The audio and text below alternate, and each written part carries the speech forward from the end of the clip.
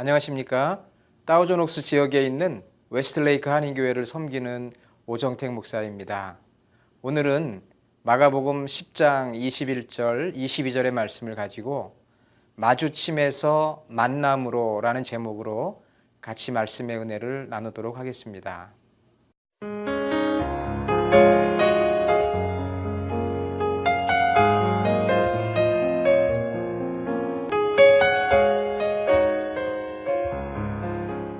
사람의 만남을 설명하는 재미있는 이야기가 있습니다.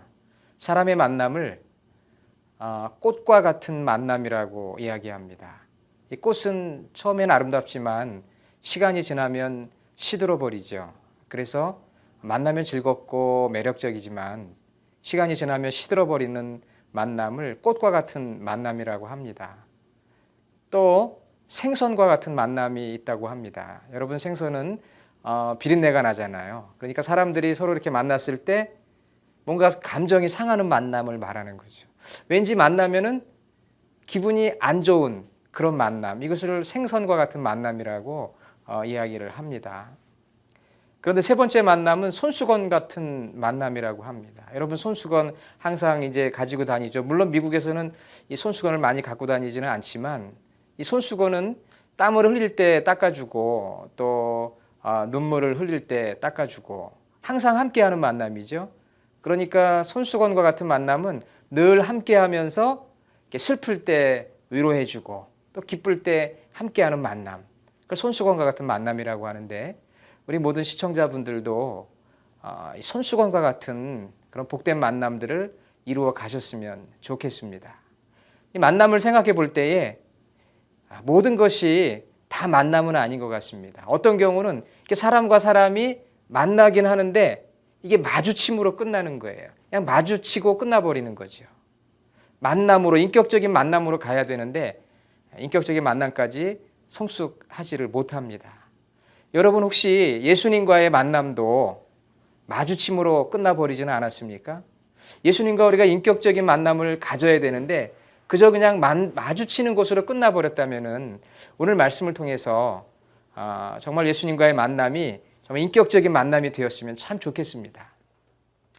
오늘 마가복음 10장 21절에 한 사람이 나오는데 제가 21절, 22절을 좀 읽어드리고 싶어요. 예수께서 그를 보시고 사랑하사 이르시되 내게 아직도 한 가지 부족한 것이 있으니 가서 내게 있는 것을 팔아 가난한 자들에게 주라. 그리하면 하늘에서 보화가 내게 있으리라. 그리고 와서 나를 따르라 하시니 그 사람은 재물이 많은 고로 이 말씀으로 인하여 슬픈 기색을 띠고 근심하며 가니라. 아멘. 한 청년의 이야기가 나옵니다. 누가복음과 마태복음에 보니까 이 사람이 젊은 사람이고 또 관원이라고 했습니다. 그리고 오늘 성경에 보니까 22절에 재물이 많은 사람이라고 했습니다. 정리해 보면 오늘 여기 이 본문에 나오는 이 사람은 젊은 사람이고 또 관원이고 그리고 재물이 많은 사람이죠. 여러분, 젊다는 것이 얼마나 가능성이 많습니까? 뭐든지 할 수 있잖아요. 자신감이 있죠. 너무나 부럽습니다. 젊음. 또 관리예요, 직업이. 그러니까 관리라고 하면 적어도 좋은 직업이라고 여겨지고 또 관리가 되려고 하면은 학식도 있어야 되겠죠. 그러니까 학식도 있는 사람이고 그 다음에는 재물도 있습니다. 정말 많은 사람들이 동경하는 그러한 사람이죠.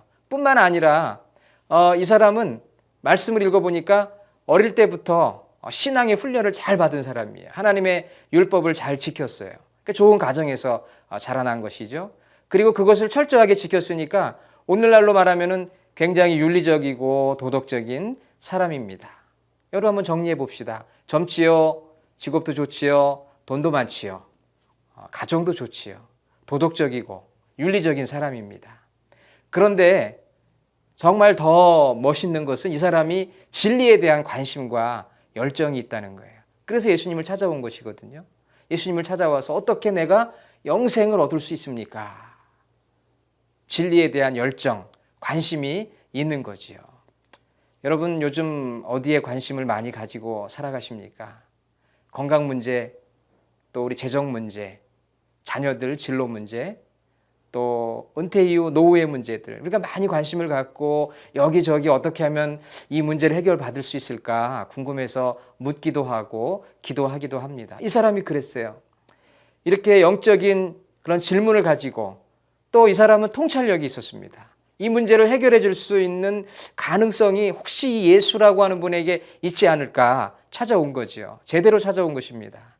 여러분이 아시는 것처럼 우리 예수님은 내가 곧 길이요 진리요 생명이니 나로 말미암지 않고는 아버지께로 올 자가 없느니라 이렇게 말씀하지 않았습니까? 오늘 이 말씀을 듣는 여러분들도 사실은 제대로 지금 말씀을 듣고 있는 거, 예수님을 만날 수 있다는 거, 이 얼마나 귀한 복입니까? 이 예수님을 찾아왔다는 거 참 굉장하지요.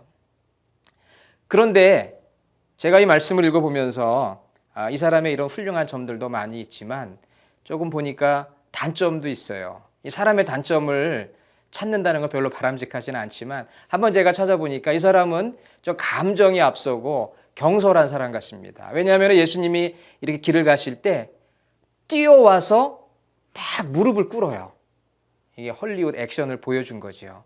뭔가 이렇게 좀 감정이 앞섭니다. 왜 감정이 앞선다고 생각하냐면 나중에 이 사람이 예수님을 만난 뒤에 더 생각해 보지도 않고 슬픈 기색을 띠고 근심하며 떠났다는 것. 처음에는 정말 예수님 앞에 나와서 내 이 영생의 문제, 진리의 문제를 가지고 예수님께 어프로치 했는데 그 다음에는 뒤도 돌아보지 않고 떠나는 이 청년의 모습을 보니까 좀 감정적이고 경솔한 모습도 있다. 그리고 예수님을 만난 다음에 선한 선생님 이렇게 이야기를 합니다. 그러자 예수님께서 이 청년의 예수님을 향한 어떤 감정적인 그 뭐라고 그럴까요? 아부? 이런 걸 느꼈던 것 같아요. 그래서 이 청년에게 하나님 한 분 외에는 선한 사람이 없다. 그렇게 딱 잘라 말씀하셨어요. 그런 감정적인 경솔함이 있었죠. 그렇지만 이 청년의 이야기를 읽어보면 정말 이 사람은 영생의 문제, 구원의 문제, 이 진리의 문제에 아주 가까이 간 사람처럼 여겨집니다. 겉으로 보면 정말 그래요. 제가 판단해봐도 그럴 것 같습니다. 그런데 예수님은 사람의 그 중심을 보시잖아요. 이 부자 청년, 이 관리의 중심을 보셨어요. 중심을 보셨어요. 그래서 어떻게 하면 영생을 얻을 수 있습니까? 라고 하는 이 청년에게 네가 가지고 있는 재물을 팔아서 가난한 자를 돕고 나를 따르라 그랬습니다. 여러분 구원을 받고 영생을 얻는 것, 천국 백성이 되는 그 비결이 어디에 있습니까? 주님을 따르는 데 있는 거죠. Follow me. 예수님을 따르는 것. 거기에 영생의 길이 있습니다. 왜냐하면은 우리 예수님이 영생을 주시는 분이잖아요. 그리고 이 영생이라는 것은 우리의 이 죽음을 초월한 영원한 생명이지만 예수 그리스도를 통해서 죄와 사망의 권세에서 해방된 그 생명이 바로 영생이기 때문에 예수님 많이 주실 수 있는 거예요. 그래서 예수님은 그 영생을 얻으려면 나를 따라와야 된다. 뭐 율법을 지켜 선한 일을 행해서 되는 것이 아니고 나를 따라야 된다. 그러나 내가 너를 보니까 나를 따르는데 걸림돌이 되는 것이 있어. 그거를 제거해야 된다. 내려놓아야 된다. 바로 그게 물질이다. 이렇게 말씀을 한 것입니다. 정말 이 청년에게는 물질이 너무 소중했던 것 같아요.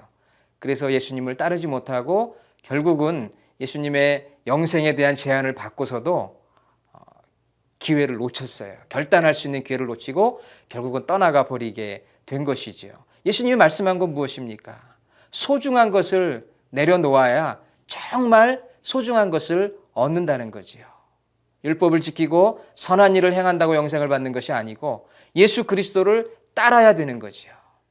그러나 이 청년은 그렇지 않았습니다. 겉으로는 영생을 추구하는 것 같았지만 그 마음속 깊은 곳에는 이미 물질과 현실, 이 세속적인 게 자리 잡고 있었어요. 그 문제를 해결받았어야 되는데 해결을 받지 못하게 된 거지요.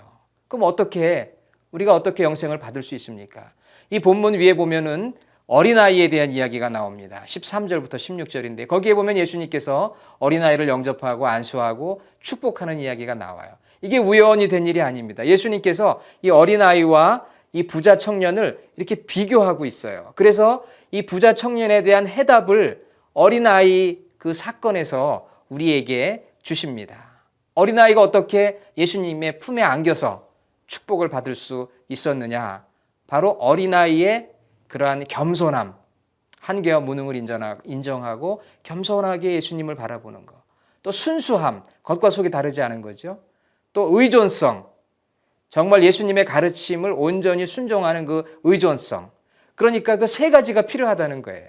영생을 얻기 위해서는 겸손하게, 순수하게, 정말 주님을 의존하는 그 내면의 세계를 가지고 예수님을 따라야 하지, 내가 가지고 있는 교만함, 선행, 율법, 이것으로 되는 것이 아니라는 것을 예수님 말씀해 주셨습니다. 여러분들도 이 청년처럼 그냥 예수님을 마주치는 그런 인생이 아니라 정말 어린아이와 같이 순수하고 겸손하고 의존성 있는 그 내면의 세계를 가지고 주님의 품에 안길 때 바로 우리가 주님이 주시는 영생을 누릴 수 있게 될 줄로 믿습니다. 기도하겠습니다. 하나님, 오늘 주신 말씀을 저희들이 마음에 새기되 어린아이와 같은 겸손함, 순수함, 의존성을 가지고 주님의 품에 안겨서 주님이 우리에게 주시고자 하는 구원과 영생과 천국을 누리는 우리 귀한 성도들이 다 되도록 축복하여 주시옵소서. 예수님의 이름으로 기도드립니다. 아멘.